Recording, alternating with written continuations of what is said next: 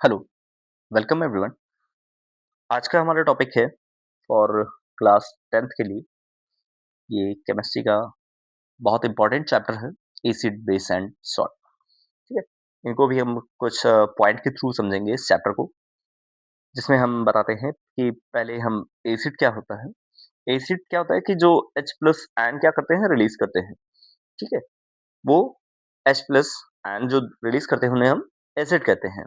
और बेसिकली और क्या बताते हैं कि हमें लिटमस पेपर के थ्रू जो ब्लू से रेड में कन्वर्ट हो जाते हैं उन्हें हम एसिड कहते हैं। ठीक है, बाकी नेचुरल फॉर्मेशंस में भी आपको कुछ जानकारी मिलती है जो इम्पोर्टेंट्स होता है। देन आफ्टर आप एग्जांपल्स के रूप में आप देख सकते हैं कि ये एसिड है। ठीक है, अब टाइप ऑफ एसिड की अगर बात करेंगे तो इसको टू टाइप से कैटेगराइज किया जाता है, एक नेचुरल एसिड और दूसरा मिनरल एसिड। अब नेचुरल एसिड यानी कि जो आपको नेचुरल फॉर्मेशंस में आपको प्रोवाइड होते हैं उसे नेचुरल एसिड कहते हैं, और मिनरल फॉर्मेशंस में आपको जो प्रोवाइड होते हैं उन्हें उन्हें हम मिनरल एसिड कहते हैं। ठीक है, इस बेसिस पे अगर हम देखेंगे तो स्ट्रॉन्ग बेसिस पे, on the basis of strength के बेसिस पे अगर हम बात करेंगे तो एसिड को दो प्रकार से बांटा जाता है कि एक स्ट्रॉन्ग एसिड होता है और एक वीक एसिड। मतलब ये अकॉर्डिंग टू प्रोडक्शंस के बेसिस पे आप समझ सकते हैं कि वो प्रिपरेशंस मेथड के थ्रू आप उनको कैटेगराइज किया जाता है एसिड को। और स्ट्रेंथ मतलब उसकी कैपेसिटी और स्ट्रेंथ के बेसिस पे स्ट्रॉन्गनेस कितनी है या वीक है, उसके बेसिस पे उसके दो पार्ट में कैटेगराइज किया जाता है। देन आफ्टर आते हैं सेकेंड पॉइंट पे अपने, बेस। बेस क्या होते हैं? अब सेम एसिड का अपोजिट फॉर्मेशंस होता है, इसमें OH आयन का रिप्लेसमेंट होता है, और रेड को ब्लू में लिटमस पेपर को अगर टर्न ओवर करता है उसे हम क्या कहते हैं? बेस कहते हैं, और टेस्ट के बेसिस पे भी हम उसे कैटेगराइज करने लगते हैं। ठीक है, फॉर एग्जांपल के लिए आपके सामने दो ये बेस हैं, जो सोडियम हाइड्रोक्साइड या फिर कैल्शियम हाइड्रोक्साइड, ये आपके दो बेस हैं एग्जांपल। बेसिकली आपको एसिड और बेस के कई सारे एग्जांपल्स आपको पता होने चाहिए, ये चैप्टर के लिए आपके लिए बहुत ज्यादा इंपॉर्टेंट रहेगा 10th क्लास के बच्चों के लिए। अब टाइप्स ऑफ बेस के बेसिस पे भी अगर बात करेंगे तो इसमें भी आपको दो प्रकार से कैटेगराइज किया जाता है कि वाटर सॉल्युबल है या वाटर सॉल्युबल नहीं है या इनसॉल्युबल है। ठीक है, अगर वाटर में अगर वो बेस घुल जाता है तो वो वाटर सॉल्युबल, और नहीं घुलता है तो वाटर इनसॉल्युबल के फॉर्मेशन में। देन आफ्टर स्ट्रेंथ के बेसिस पे भी हम कैटेगराइज करते हैं कि वो स्ट्रॉन्ग बेस है या वीक बेस है। अब ये स्ट्रॉन्ग और वीक की बात करेंगे तो ये पीएच वैल्यू के बेसिस पे आपको कैटेगराइज किया जाता है। मान लीजिए यहाँ पे 0 है, यहाँ पे एसिड है, और ये इधर बेस है।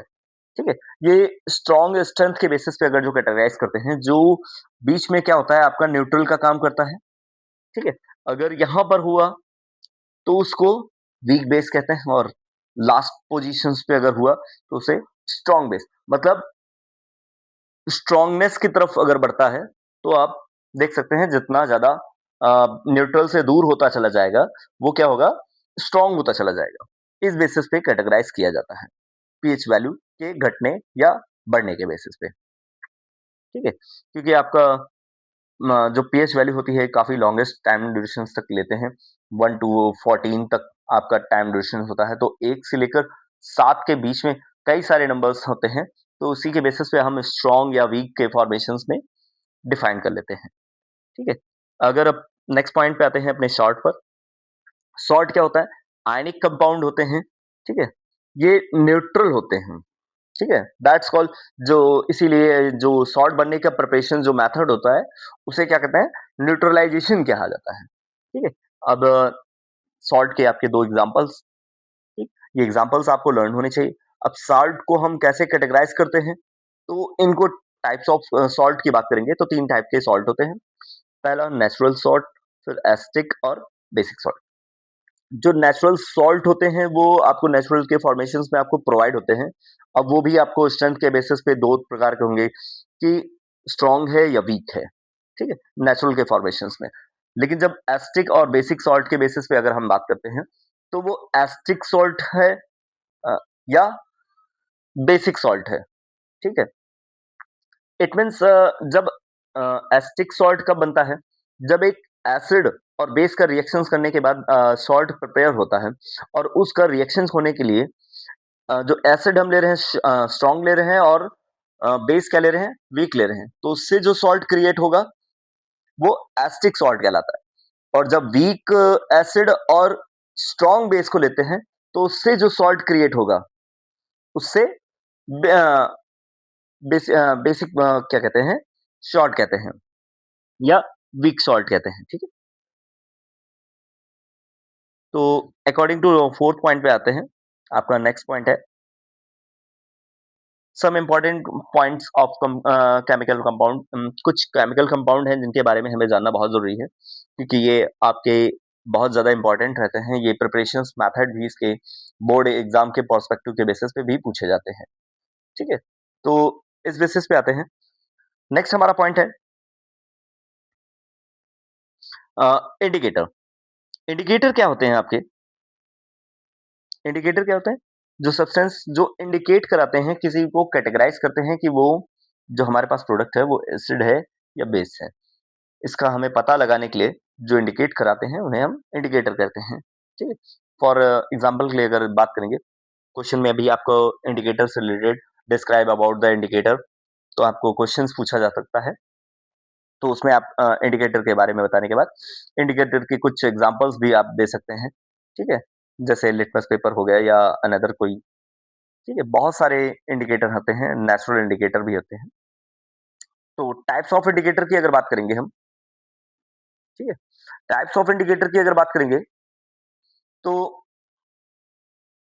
सम इंपॉर्टेंट टाइप्स हैं जिसमें आपको तीन बेसिस पे कैटेगराइज किया गया है, नेचुरल इंडिकेटर और ऑफ्रियन एंड साइंटिफिकली, ठीक है। ये क्या होते हैं कि ये नेचुरल इंडिकेटर होते हैं जिसमें आपको टर्मरिक क्या होता है नेचुरल, मतलब हल्दी आपको नेचुरल फॉर्मेशंस में प्रोवाइड होता है।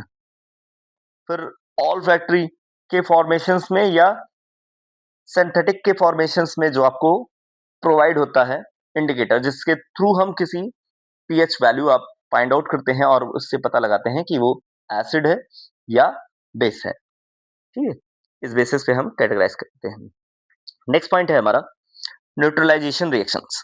तो न्यूट्रलाइजेशन रिएक्शंस का मतलब होता है ऐसा रिएक्शन जिसमें एसिड और बेस के साथ रिएक्शंस करने के बाद चीजें क्या होती हैं, न्यूट्रलाइट हो जाती हैं। और या फिर अनदर वर्ड्स में हम कहें कि वाटर एंड सॉल्ट का प्रिपरेशंस होता है, उस बेसिस पे भी हम उसको न्यूट्रलाइजेशन रिएक्शन कहते हैं। मतलब acid plus base is equal to salt plus water, ठीक है। ये बेसिक इक्वेशन आपको होती है जिसे हम न्यूट्रलाइजेशन रिएक्शन कहते हैं। फॉर एग्जांपल के लिए आपके सामने है हाइड्रोक्लोराइड और सोडियम हाइड्रोक्साइड का रिएक्शन करने के बाद आपको जो प्रोडक्ट प्रोवाइड होता है उसे हम सॉल्ट और वाटर प्रोवाइड होता है। इसके बेसिस पे हम समझते हैं कि न्यूट्रलाइजेशन रिएक्शन क्या होती है। अब कुछ कार्बनिक कंपाउंड हैं जिनको प्रिपरेशन मेथड और उनके नेम्स हमें जानना बहुत जरूरी है क्योंकि एग्जाम में कभी इनके प्रिपरेशन मेथड से रिलेटेड भी क्वेश्चंस आपको एग्जाम में देखने को मिलते हैं या इनसे आइडेंटिटीज या इनकी प्रॉपर्टीज के बारे में आपके पूछा जाता है। तो फर्स्ट ऑफ ऑल आपका नाम है, जैसे नेक्स्ट पॉइंट है ब्लीचिंग पाउडर। ब्लीचिंग पाउडर में अब केमिकल का नाम क्या होता है, इसका केमिकल नेम क्या होता है, ठीक है। देन आफ्टर इसका मॉलिक्यूलर फॉर्मूला क्या होता है, जिसके बारे में आपको पता होना चाहिए, ठीक है। नेक्स्ट इसका प्रिपरेशन मेथड क्या होती है। अब प्रिपरेशन मेथड में आप देखेंगे अगर आप, तो हम कैसे प्रिपेयर करते हैं, ठीक है, कि ब्लीचिंग पाउडर आखिरकार प्रिपेयर कैसे की जाती है। देन आफ्टर इसके हम केमिकल प्रॉपर्टीज के बारे में जानेंगे कि इसकी केमिकल प्रॉपर्टीज क्या होती हैं, कि अगर हम इसको हीट करते हैं वाटर डालने के बाद तो क्या होता है, क्लोरीन गैस निकलती है, ठीक है। इस बेसिस पे समझते हैं। अगर हम विदाउट वाटर के बजाय ऐसे ही डायरेक्टली हीट करना चालू करते हैं तो ऑक्सीजन गैस निकलने लगती है और ये आपके प्रोडक्ट प्रोड्यूस होते हैं। ये रिएक्शंस आपकी केमिकल प्रॉपर्टीज हैं उसके। नेक्स्ट पॉइंट पे आते हैं आपका बेकिंग सोडा। जो आपका खाने के लिए आपका सोडा इस्तेमाल किया जाता है वो क्या होता है और उसका केमिस्ट्री में उसका केमिकल नेम क्या होता है, ठीक है। सोडियम बाइकार्बोनेट, ठीक है, या सोडियम हाइड्रोजन कार्बोनेट, ठीक है। इन कई नामों से जाना जाता है। नेक्स्ट आपका मॉलिक्यूलर फॉर्मूला उसका क्या होता है और प्रिपरेशन मेथड क्या होती है। ठीक है। मॉलिक्यूलर फॉर्मूले की बात करेंगे तो NaHCO3 ये आपका इसका मॉलिक्यूलर फॉर्मूला। देन आपका प्रिपरेशन मेथड का क्या प्रोसीजर रहता है, आप देखते हैं आपको NaCl plus H2O plus carbon dioxide पर मीथेन के साथ रिएक्शंस पूरे अगर कराते हैं तो भी आपको प्रोवाइड हो जाता है, या एक सेकेंड स्टेप के बेसिस पे आपको इक्वेशंस प्रोवाइड होती है जो देखने को मिलती है कि हाइड्रोक्साइड को अगर कार्बन डाइऑक्साइड के साथ रिएक्ट कराते हैं तो आपको हमें एक नया प्रोडक्ट मिलता है, और उस प्रोडक्ट का हम अनदर कंपाउंड के साथ रिएक्ट कराते हैं तो अब ये बेकिंग सोडा प्रोवाइड हो जाता है। ये आपका प्रिपरेशन मेथड है।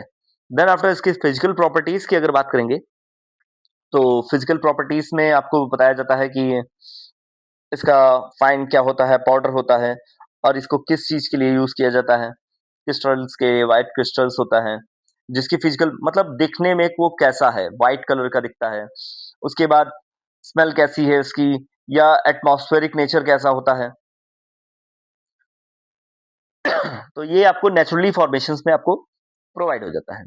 देन आफ्टर इसकी केमिकल प्रॉपर्टीज की अगर बात करें, फिजिकल प्रॉपर्टीज के साथ साथ केमिकल प्रॉपर्टीज की अगर बात करेंगे तो केमिकल प्रॉपर्टीज मतलब उसको हम हीटिंग फॉर्मेशन अगर टेम्परेचर प्रोवाइड करते हैं देन आफ्टर उसका रिएक्शंस क्या होता है, और अगर हम उसका रिएक्शंस विद डाइल्यूट एसिड के साथ अगर हम HCl के साथ उसको क्या करते हैं, रिएक्ट कराते हैं तो उसका क्या होता है, रिस्पॉन्स निकलता है। ठीक है, ये इसकी केमिकल प्रॉपर्टीज है। अनदर केमिकल प्रॉपर्टीज है, कुछ इंपॉर्टेंट केमिकल प्रॉपर्टीज को मैंने इसमें मेंशन कर दिया है। नेक्स्ट पॉइंट है हमारा वॉशिंग सोडा।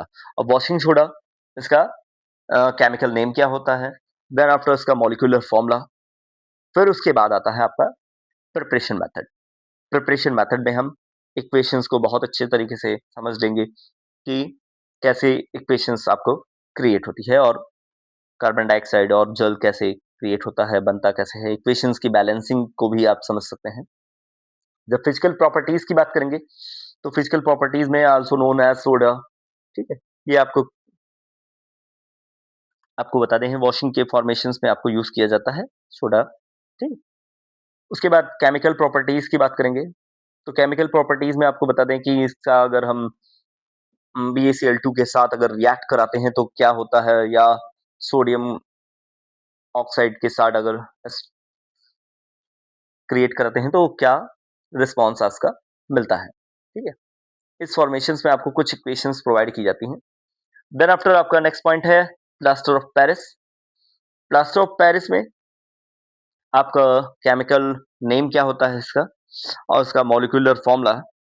देन आफ्टर इसका भी हम प्रिपरेशन मेथड देखने को पाते हैं। ठीक है, ये आपके लिए बहुत ज्यादा इंपॉर्टेंट रहेगा क्योंकि आपके प्रिपरेशन मेथड के साथ साथ मॉलिक्यूलर फॉर्मूला और केमिकल नेम से रिलेटेड आपके क्वेश्चंस बहुत ज्यादा बोर्ड एग्जाम में देखने को मिलते हैं, और ये टॉपिक्स क्या हैं आपके आगे की केमिस्ट्री के लिए बहुत ज्यादा इंपॉर्टेंट रखते हैं कि उसकी प्रॉपर्टीज क्या हैं। ठीक है, अब देन आफ्टर एक फिजिकल प्रॉपर्टीज हो गई, उसके बाद आपकी केमिकल प्रॉपर्टीज। केमिकल प्रॉपर्टीज में अगर हम वाटर के साथ रिएक्ट कराते हैं तो उसका रिस्पॉन्स क्या होता है, और क्या होता है कि अगर हम उसको हीट प्रोवाइड करते हैं तो उसके साथ क्या रिएक्शंस होने लगते हैं। ठीक है, ऐसे सिचुएशंस में आपको क्या क्या है केमिकल प्रॉपर्टीज तो आपको जानना बहुत जरूरी है। ये प्रिपरेशन मेथड के साथ साथ कुछ इंपॉर्टेंट नोट्स आपको प्रोवाइड किए हैं जिससे आप समझ सकते हैं कि ये चैप्टर आपके लिए बहुत ज्यादा इंपॉर्टेंट है। बेसिकली आपके जो कुछ इंपॉर्टेंट कंपाउंड्स या दिए गए हैं जिनके आपको प्रिपरेशन मेथड और इनकी केमिकल प्रॉपर्टीज के बारे में भी पूछा जाता है। कभी कभी डायरेक्टली आपसे भी पूछ सकते हैं कि give some chemical properties of bleaching powder, या रिएक्शन से रिलेटेड भी आपको क्वेश्चंस देखने को मिलते हैं कि अगर हम ब्लीचिंग पाउडर को या फिर अनदर कंपाउंड को हम किसी अनदर कंपाउंड के साथ रिएक्ट कराते हैं वो हमारी केमिकल प्रॉपर्टीज के अंतर्गत ही आता है। ठीक है, इस फॉर्मेशन में हमें कुछ इंपॉर्टेंट चीजें जाननी है। बाकी आपका इंडिकेटर हो गया, और salt, acid, base and different types of acid base के फॉर्मेशंस में हम नॉलेज रखते हैं। ठीक है, थैंक यू फॉर वॉचिंग।